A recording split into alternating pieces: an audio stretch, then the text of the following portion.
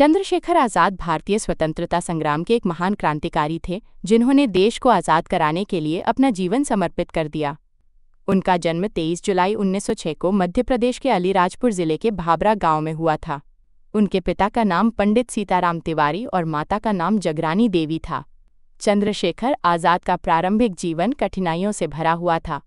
बचपन में ही वे वाराणसी चले गए, जहां उन्होंने संस्कृत की शिक्षा प्राप्त की। वे बहुत छोटी उम्र में ही स्वतंत्रता आंदोलन से जुड़ गए।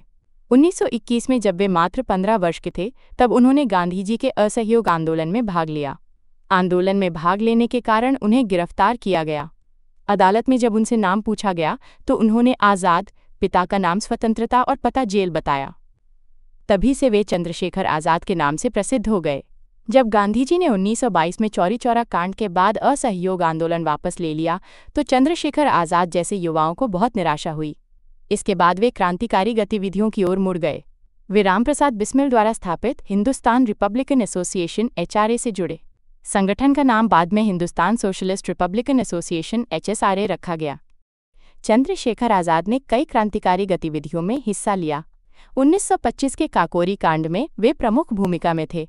ये घटना अंग्रेजों की ट्रेन से सरकारी खजाना लूटने की थी। इस कांड के बाद कई क्रांतिकारियों को फांसी और लंबी सजा हुई, लेकिन आज़ाद गिरफ्तारी से बचते रहे। उन्होंने भगत सिंह, सुखदेव, राजगुरु और अन्य युवाओं को संगठन से जोड़ा और ब्रिटिश शासन के खिलाफ योजनाएं बनाईं।